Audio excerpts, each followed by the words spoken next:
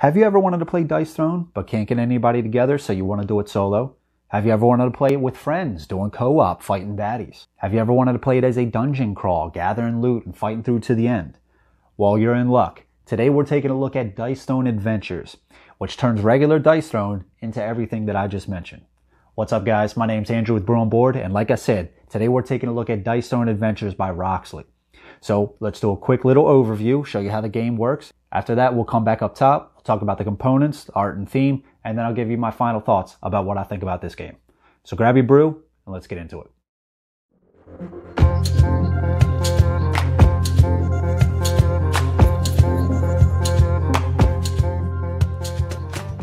So Dice Throne is played over a series of scenarios, and during those scenarios there are two different kinds of scenarios. The first one is a portal crawl, which we are going to talk about right now.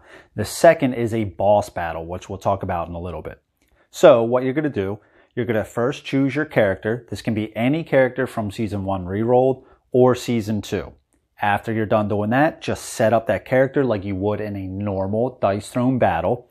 Lay out the player aid, trifold board, get your health and combat dial, shuffle your cards up, and then gather your dice. Once you have all that set up, you are going to choose a scenario. So the game comes with these scenario cards, and as you can see here, they're labeled 1, 2, and they go all the way up to 7. So in this example, we are playing scenario 1. So you want to take all your scenario 1 cards, shuffle these up, and then you want to choose one of them. And the one that we have selected is this right here. So as you can see on this card, it shows you how to set up your exploration tiles, as well as other tokens that will be placed on those tiles. And then it gives you a little bit of information about how to set up your hero for a 1, 2, 3, or 4 player game. How many salves to get, and starting gold for the same thing, 1, 2, 3, or 4. It also gives you, if you fail the scenario or if you win, your conditions, and then as well as the King's Hand token, which is a special token that some of the most hardcore baddies get. So setting up the scenario is easy. You just want to take all the exploration tokens that come in the game. There are a bunch. So if the game calls for a number 1 exploration token, as you can see here, these green ones, just take the green exploration tokens, shuffle these up, and then put them face down in the appropriate spots. And the same thing with the level 2, 3, and 4 exploration tokens. And then you are going to take these special tiles. This is your starting point, and this is the end point. What you're going to do, the objective, is to gather these 3 pieces of dice. And once they are put together, they're going to form a full dice, and you want to just grab them. And as you gather them, just place them on top of this tile. Once you have all 3, this tile is now accessible. And then once you have defeated this level 4 minion, you have completed the portal crawl. So then I've placed my standee on the Crimson Sands. This is your starting point. So I've also gathered the gold dial, and then as well as your shop sheet and loot sheet with the loot die here. And then finally, the 5 chaos die. These are the dice that the monsters are going to roll against you. So the way the portal crawl works is you're going to start here, and then you can move to an unexplored tile or a tile that is engaged in combat. So if you are playing with another person, if they were fighting a boss, you can move to that tile, or it must be an unexplored tile. You must move if you're able to. So now that we are set up, we are ready to take our first turn. So an example of a turn would be, let's pretend I want to go to this tile right here. I take this chest, and this is a number 1. So I'm going to find my loot sheet, and I'm going to roll the loot die. So I rolled a 19. So if I look on the number 1 chest and I go over to 19, this says I gained a common card. So what happens is, through the common cards, you're just going to take the one on the top, and then you're just going to place this with the common section of your shop. So after you are done the portal crawl, you can pay 10 gold to identify what this card is to potentially put that in your deck. So with that out of the way, you can flip over this tile, and we have Ivory Plains. So what we also see here is there's another immediate benefit. So this says I get 1 gold. So I'm going to take my gold dial, and then I'm going to tick that to 16. And then I look on the card here, and it says gain backstrike. So I go to my token tray here, and I'm going to find backstrike. Here it is. Put that on my character, and then also wither. So a positive effect and a negative effect. And wither is right here. Put that on your character. And then in this corner right here, it tells you the level of minion that you are facing. So right now we have a level 1 minion. So you're going to take your level 1 minion cards, draw off the top, and we have a lizard man. Now most of the time, the colored tiles are going to represent what level of monster that you're facing. Most of the time.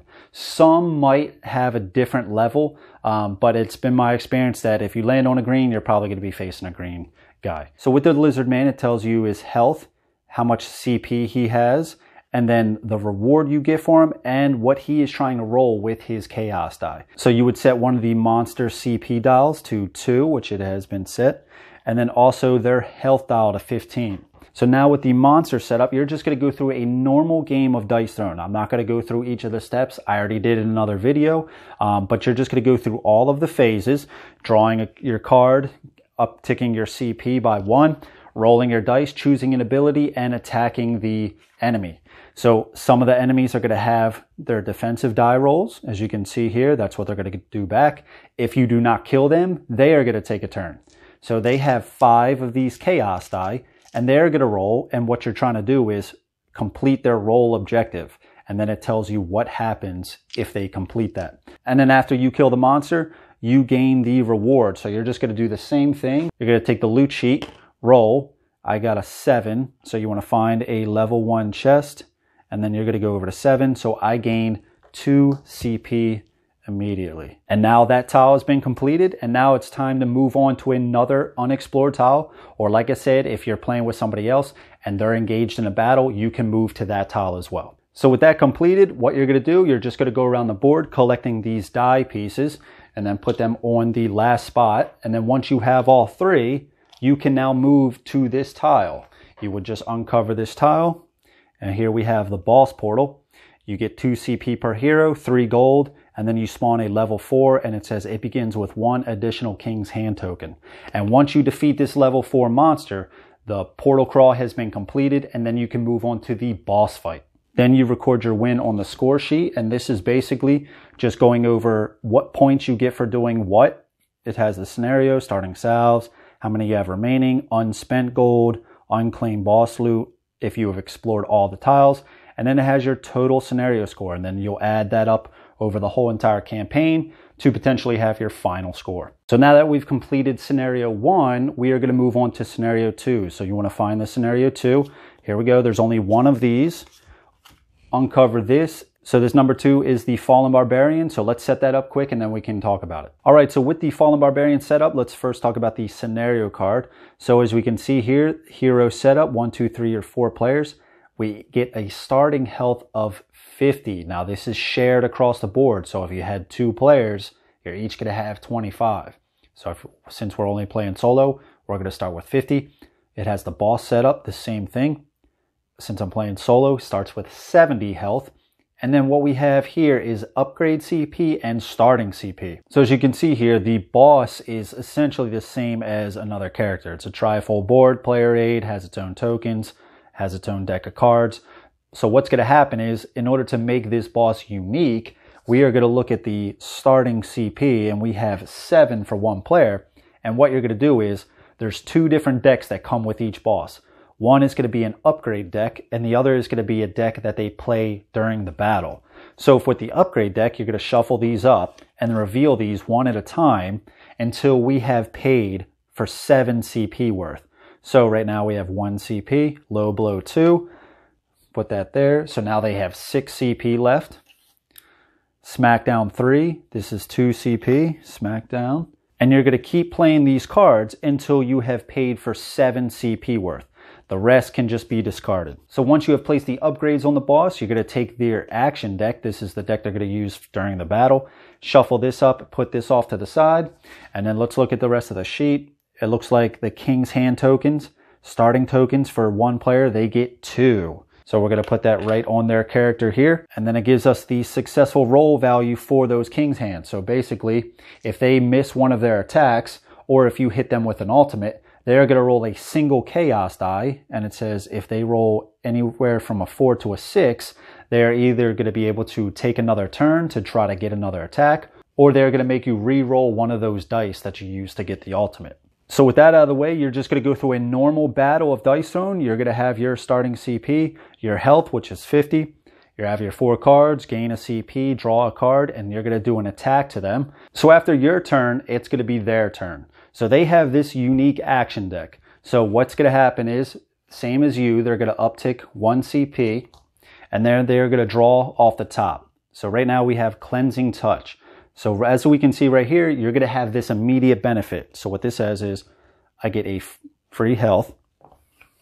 And then this is a main phase action card. So the way this card works is, if this effect would have an impact, they will play this card for 1 CP. So what this says is, remove a random negative status effect from yourself and a positive status effect from an active player. So we look, right now the Barbarian does not have any negative effects and the Paladin doesn't have any positive effects. So playing this card would be pointless. So it does not pay the 1 CP to play this card. Instead, it sells this card to gain another CP. And then you're going to look down here to see what the roll objective is. So the boss is going to roll the 5 chaos die and try to complete this objective. Even if they do not complete that, you're going to look to see what else on their board they fulfilled. If they don't fulfill anything, they spend a King's Hand token, in which case they would roll the die. Anything from a 4 to 6, and if that's a success, they're going to take another roll phase action. They'll take their 5 chaos die, try to roll that, and then complete this roll objective again. You guys are going to go back and forth battling, and you're just trying to take them down from 70 to 0. And once you've completed that, whether you've lost or won, this tells you what you get. So boss loot upon defeat, you get a number 5. If you look on the loot sheet here, on the other side, you have the boss loot. So you would just roll a die, see what you get. And if you fail, you just want to repeat the scenario and you get more starting salves, which can heal you 6 per spent upon victory. 3 boss loot, record the win, and advance to the next scenario, which is going to be another portal crawl. And then you would just gather the number 3s, shuffle them up, reveal 1, set that up, and so forth. All right, so there you have it. So first up, let's talk components. I mean, come on. You guys know Dice Throne, Roxley, same production quality with this. Everything is just high quality. You guys know with the trays, trifold board, same kind of deal. Everything's got its own little tray. And these trays are nice. Like this one right here, it's just massive. And this lid, it snaps on there pretty good, but it's not a crazy, like you need to pry it off with a crowbar. This thing is laid out beautifully. Right here, you have all your level 1 minions, level 2, 3, 4, and they're all divided with these little thick cardboard dividers. In the back here, you have all your scenario sheets. Each of the loot cards are divided with these little loot dividers, thick cardboard. Same with the boss cards for their decks. And then in this one section here, all your tiles. And all the tiles are nice too. These are thick cardboard. Art's cool on them. They're easy to read. No problems with them at all. So setting up with these kinds of trays has just been awesome. It really cuts down on the time. This tray right here, all your token tray, everything's divided really nicely. It's real thin, real easy to bust out. There's a ton of tokens in here. All the tokens, high quality art, same as regular Dice Throne. The standees are beautiful. I have no problems with the standees at all. Paid-in minis obviously would have been a little cooler, but what's the problem? I mean, you're just moving this standee around on this portal crawl, and that's about it. And these are an awesome addition. There are 4 of these monster dials, but all are double-sided with the combat points and the health. The gold dial, it is what it is. There are 4 sets. There are 4 D20s, all your loot die, in case you're playing with 4 different people, you don't have to share. And there are 2 sets of 5 chaos die, so 10 in total. I think that's pretty good. And these dice are the same high quality as the dice from regular Dice Throne. They have the swirl effect. They're engraved, very beautiful. And everything has its own little slot. So I have the standees in one.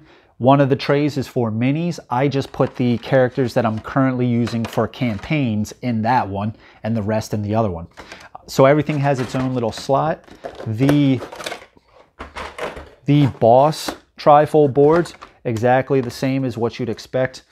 They are high quality, beautiful, fold just like that. It's the same thick cardboard, art all throughout. They did a really good job on these. There's 4 bosses in there. Player aids, exactly the same as you'd expect from a regular character from Dice Throne. These are nice. The loot sheets and the shop sheets, just your standard player aid paper material. The manual, very well done. This was an easy read. It lays out everything, as you can see here. Instructions are very clear. I had no issues with this at all. The campaign sheet, nice glossy paper. There's only one of these, but it tells you where you can print out more. And the box is just a beast. This is some thick cardboard, really high quality, and I love the art on there. So components overall, awesome. It's what you'd expect from Rocksleeve with their Dice Throne line. So art and theme, follow suit with Season 1 Rerolled and Season 2. Very high quality art. You can find it everywhere. It's just amazing. Like on the loot sheet and shop sheets, it's everywhere on there. The tiles, each of these tiles has its own art on there, and that all looks really good. The minion cards especially, I think are cool. The artwork on them is just phenomenal. There's a ton of different minions, each with their own unique art. And what I like about it too, some of them are holographic. They got that little shine to them. It's just a nice little touch. They didn't need to do something like that. It doesn't mean that this minion is any more special. It's just like one of those little touches that they added just to make it a little bit more unique. The loot cards, amazing artwork on those as well. Kind of follows in line with the artwork that you'll find on Season 1 Rerolled and Season 2 cards. It all just looks really awesome. So standees again, artwork on those, incredible. The manual has artwork all throughout it, so it's the same kind of feel that you get from the regular Dice Throne. There's just artwork everywhere. So if you like that style, there's a lot more of it, and it looks really good. Even these individual monster dials, they're double-sided, one for CP and one for health, but each side has its own unique art. And for some reason, these really stood out to me because it seems like on each side, there's like 3 different characters, and they all just look badass, how they're all laid out like that. I just think they did a really good job on this. They each seem to have like a color theme, and just how it goes together, it just looks awesome. It's a cool little touch. All right, so main review, here it is. Overall, I like this game. I like how there's those 2 different styles of playing. One is kind of the portal crawl where you're fighting those minions. Some of them you can just plow right through, and it gets progressively harder. Some of those level 4s, with the King's Hand tokens, some have a first strike, which is essentially they go first instead of you. Some of those can be super powerful. They have unique abilities. They all don't feel exactly the same. Some don't do direct damage. They might put a ton of tokens on you. Like I remember one level 4, they put a ton of tokens on you instead of doing direct damage. So it was like a bunch of poison tokens, some other tokens that did damage as well. So, and then you took damage based on how many negative status effect tokens you did. So you took damage that way, but then also you took damage at the start of your turn on your upkeep with those certain tokens. So most of them, you're going to fight those more advanced minions later on in the scenario. So you're starting out, you're facing the 1s and 2s, and you're losing life along the way. But as you get further on and you're losing more of that life, you're facing more and more difficult enemies. And I thought that was a really cool challenge. I liked the boss battles. There's 4 bosses. I haven't beaten the entire campaign. So I've played 8 sessions. I've played 4 scenarios and then 4 bosses. Now you're wondering, well, how is that possible? I played 2 different bosses, but the first time I played those, I played the Barbarian and the Fallen Gunslinger. I died the first time. It came down to the wire. Those bosses, I'm telling you, they can be really difficult. And I like the boss fights. They're unique how you play those upgrade cards at the start. So the bosses, even though you've played them multiple times, they can be different each time. I like how their action deck works. You get a little something, then they try to do a certain role objective. And some of those cards that they play during that time can be really powerful. And they get a lot of those King's Hand tokens. So I got an ultimate a few times. I was super excited, and then I instantly remembered that they have the King's Hand token. And sure enough, I was spending all of my good luck rolls on their turns. So then they would roll the King's Hand token, I'd have to re-roll one of my dies, and then I would not get the ultimate. Now, 4/6s can still be a really powerful attack, but it wasn't an ultimate because at that time I think I was trying to heal because my health was really low. And that's something to be said as well. The character that you're playing, I was playing the Paladin for my whole solo so far. Like I said, I haven't finished yet. The Paladin can heal decently well, and he has a good passive ability where he can re-roll for the cost of a CP, which was really helpful. On some of those rolls, I was like, I have to get this or I'm going to die. So that was helpful. I don't know how it would be with other characters. I'd be curious to try it. If you don't have any kind of healing abilities, that might be a little difficult. The game does have those salve tokens, which are special, and they can't be removed for any purpose. So if one of the enemy cards says remove a positive status effect, that can't be removed. That's something special. And you do get a decent amount of healing. Sometimes it's 6, sometimes it's a little less depending on certain circumstances. But that's been really helpful. And some of those enemy cards have said, okay, player gets a salve token, now I do this to that player. And those bosses really felt like a real dice thrown battle, a real back and forth where I'm playing my cards, rolling dice, and they're doing the same thing. It's just an automated person. I think they did a really good job with the upgrade cards in the start, and then as well as the action deck, giving you a little bit and then doing something special. It does feel like a true game of Dice Throne, and I like that. The portal crawls themselves, I like the layout. I like that you can choose kind of your path, right? You say, okay, this is going to be probably a level 1 if I go to a green, a level 2 if I go to a blue, so on and so forth. So you can kind of navigate around that. You say, okay, I don't want to go to that blue, but maybe I'll get a number 2 loot chest, as well as maybe a salve token is on there. So I definitely need to go there to get that salve token. So I like that aspect. It doesn't necessarily feel like you're navigating through this dungeon crawl just because you're going to a tile, you're just revealing an enemy, and you're having a dice thrown battle. So in that aspect, it doesn't feel like you're navigating through, but it does feel like you're making progress, if that makes sense. And I like the idea of just going and getting these 3 die pieces, and then now the last tile is uncovered. And that last tile is a level 4 minion. So like I said, you're losing health along the way, and then you got to go and face a level 4 minion, even if it didn't have any level 4 minions on the exploration tiles. And speaking of the tiles, I like that some of them have an immediate benefit for you, as well as they have a little thing at the bottom that might change up the game a little bit. So this one says, roll 1 die. On 1 to 2, you gain concussion. On 3 to 5, you spawn a level 1 minion. And then on 6, you gain a CP, so you might not even spawn a minion. So some of the tiles have this unique little circumstance that might change up the game a little bit. Now, I say all that to say, just like in regular Dice Throne, there can be a lot of luck in this as well. You're rolling dice, right? You're drawing cards. It's bound to happen. And I think that's why I lost the first 2 battles. Those bosses can be really strong, especially, and all their attacks, I don't care what it is, are hitting you pretty hard. And they're hitting basically every time. And they do even have those King's Hand tokens, so even if they miss, they're probably going to go again. I mean, their success is on a 4 to 6, so they got a 50-50 shot. But there was one time where they didn't do any attack, and I was really surprised. And that helped. So just know that going in, it can be hard. Those bosses and the level 4 minions, even some of the 3s, the difficulty is going to start ramping up. But I like the challenge. I think it's cool. It's a different way to play Dice Throne, and I like it. And the game also does offer some upgrades. So the loot that you get throughout, that can either be gold, or you can get an additional CP, which helps you along the way. And the game does give you a decent amount of loot along the way. The cards, the upgrade cards, some of these can be really good. You would just pay for them in the shop. Now that's another thing though. You would need to have enough gold. And I think some of these prices, like let's say you only get to the end and you have 18 gold. You can only uncover 1 rare or 1 common. So what are you going to choose? The cards themselves, I have seen they can be pretty powerful.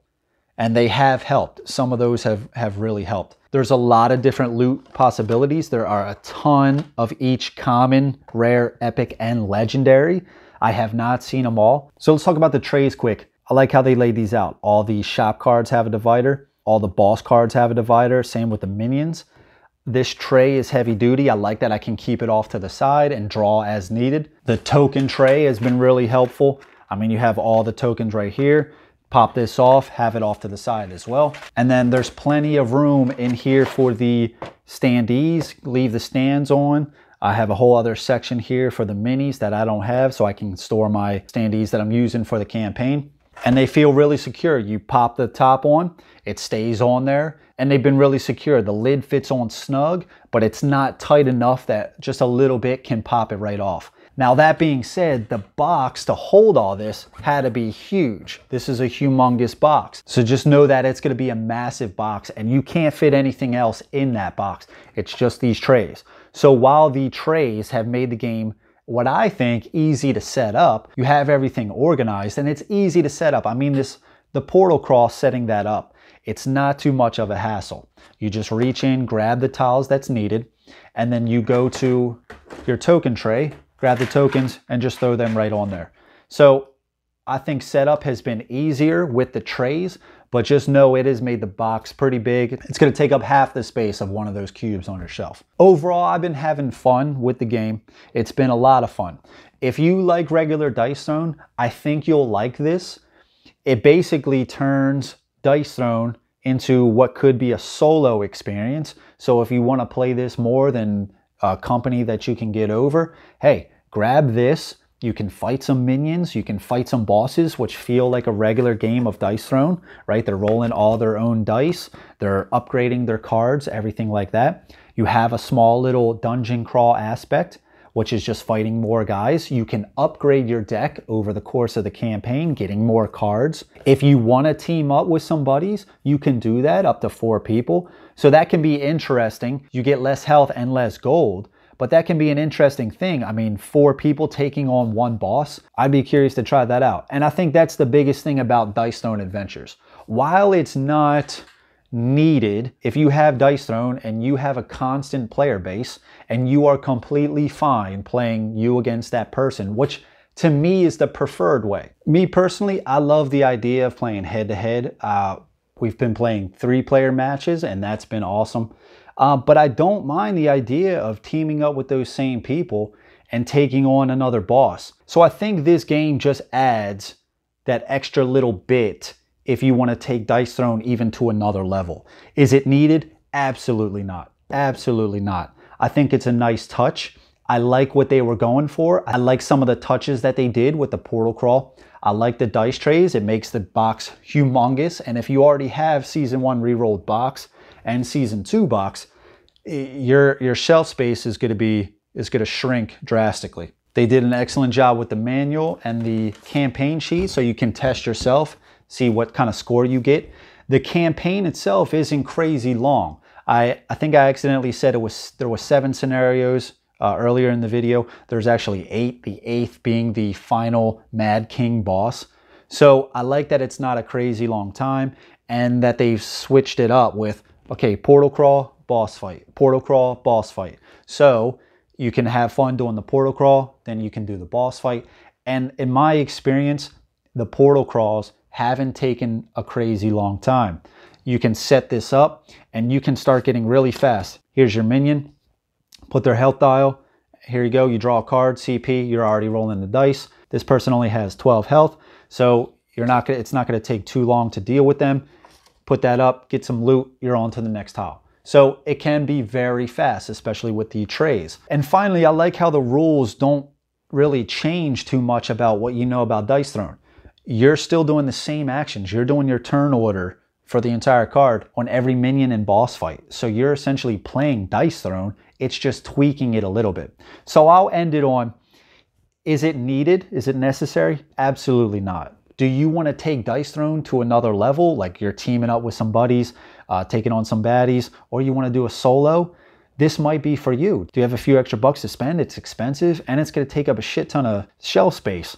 with this huge box, and especially if you already have Season 1 rerolled and Season 2. It's just going to be massive. So overall, I have enjoyed it, but just know going in, it can be hard.